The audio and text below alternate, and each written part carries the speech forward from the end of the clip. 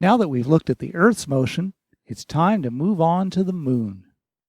We'll see how its motion leads to things like the Moon's phases and eclipses. When we watch the Moon in the night sky, we notice that it rises in the east and sets in the west every day. This, of course, is caused by the Earth's spin. However, the exact time it rises each day changes. That's caused by the Moon's 27-day orbit around the Earth. This means that the Moon is just as likely to be up during the day as during the night. It also means that whatever stars the Moon is near will change each time you see it, as it slowly drifts eastward against the background. The most obvious thing we notice about the Moon is its phases. Phases are caused by the fact that the Moon is lit by the Sun. It doesn't generate any of its own light. Just like any other ball illuminated from just one side, half of the Moon is always lit up and half is dark. What changes as it orbits is how much of that lit up side is visible from Earth. So when we look at the Moon, we can only see the part that is lit up. If this part is facing us, we see a full moon. If it's facing away from us, then we don't see the Moon at all. Now that we've seen how phases work, let's have a look at what we call them. First off, notice once again that the Moon is always one half lit by the Sun, wherever it is in its orbit. The only thing that changes is how much of the lit up side faces the Earth. When the Moon is between the Earth and Sun, we call that a new moon. That's when it rises and sets with the Sun. We don't see the Moon during this phase. As its orbit takes it around the Earth, we start to see a thin crescent-shaped section of the Moon's surface. This is a waxing crescent moon. Waxing just means getting bigger, and that's what the Moon appears to do, get a little bit bigger each day. A week after the new moon, the Moon has gone 1/4 of the way through its cycle of phases, so we call this a first quarter moon.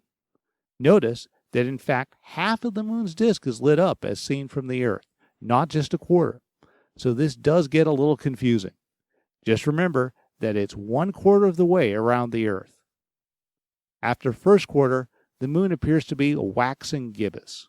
Waxing because it's getting bigger, and gibbous because that's the name for a little more than a half circle we had before. About 2 weeks after the new moon, when the Earth is between the Moon and Sun, we have a full moon, since we're looking at the fully lit up side. Also, this is the only time that the Moon rises when the Sun sets and sets when the Sun rises. From here, the Moon goes back through the phases, except that it appears to get smaller each day rather than larger. So we call these waning instead of waxing. Also, the quarter phase is called third quarter or last quarter.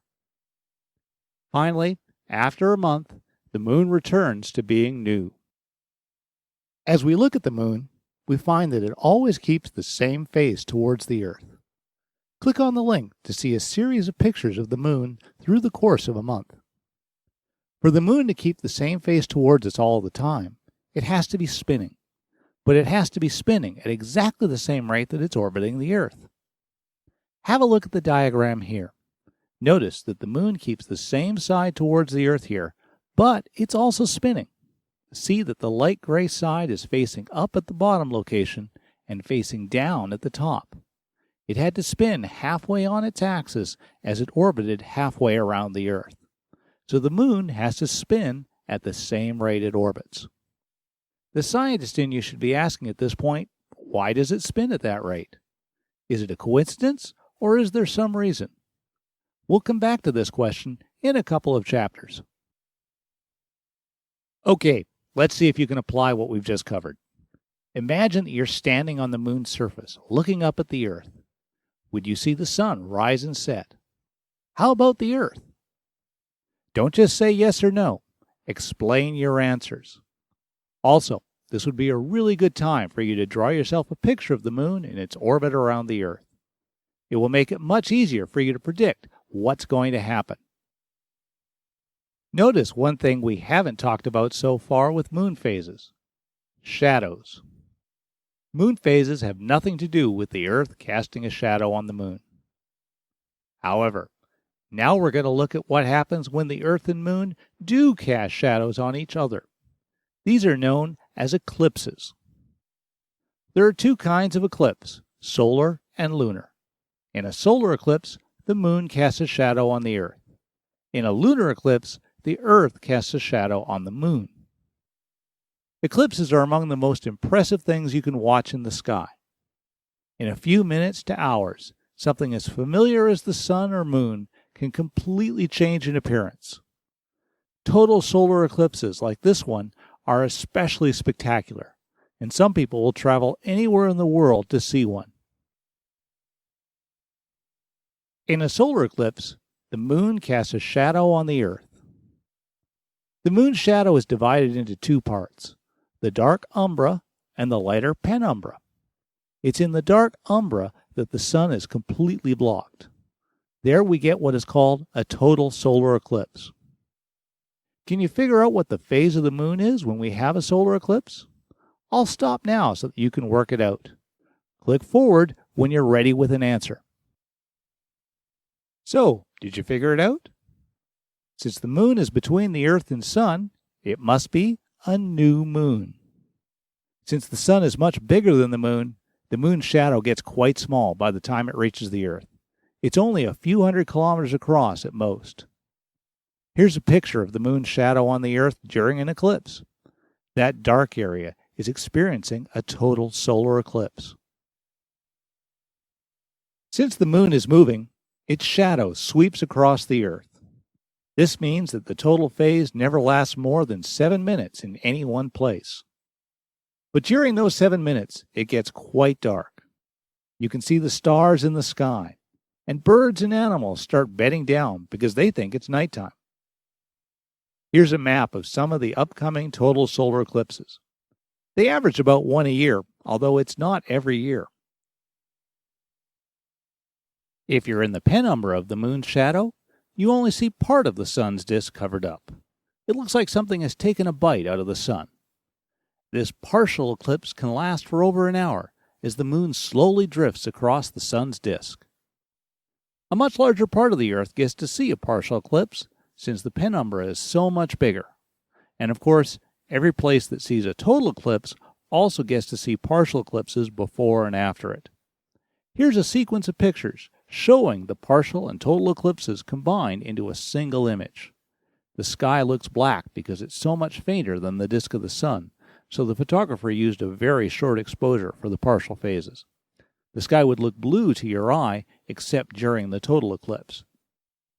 There is a special case of a partial eclipse that happens when the umbra doesn't quite reach the Earth's surface. Someone standing on the Earth sees the Moon's disk blocking most of the sun, but part of the sun's disk forms a ring around it. We call this an annular eclipse, from the word for ring, annulus. This happens when the Moon is a little farther than average from the Earth in its orbit, so that it looks a little smaller in our sky and doesn't quite cover the sun.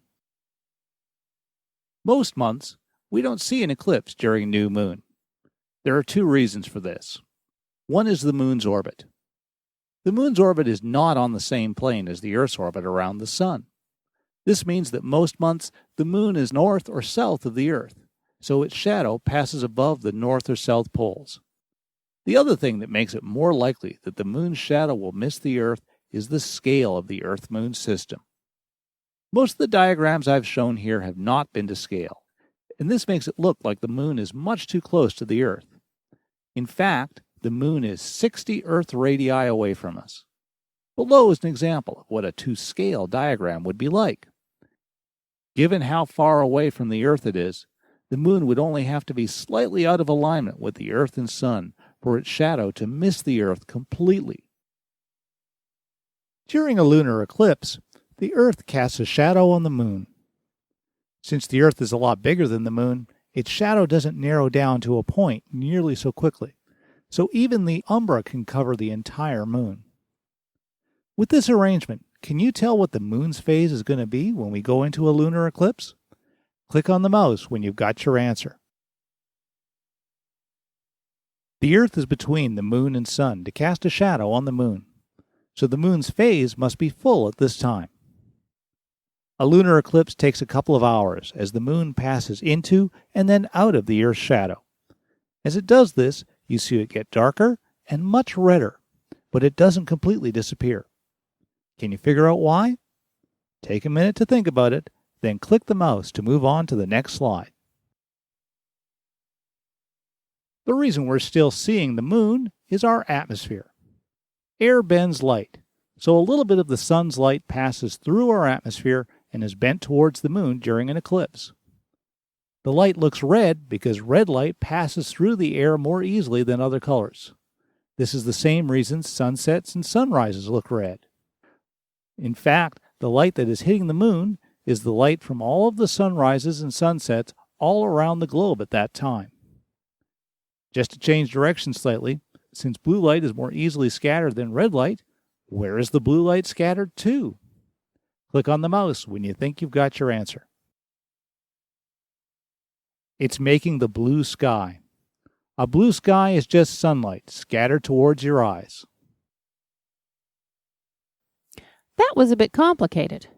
In this diagram, let's summarize the paths taken by different colors of light that illuminate sunset, sunrise, and lunar eclipses. Here are two possible light paths, one that is scattered in Earth's atmosphere and one that passes through with a slight deflection. Before you click forward, stop and think. Which of these paths belongs to bluer light and which to redder light? Did you get it? Okay, here are the colors. Notice that the red passes through the atmosphere, while the blue is the one that is scattered in all directions. As a result, the red is seen in sunsets when you're looking through a lot of air, and reflected from the moon during a lunar eclipse. The blue can come to us from any direction, which means that we see it from all directions in the sky, not just where the sun is. Here's another table to help you organize what you know about eclipses. Make sure you fill it in now, while you have all of this in your head.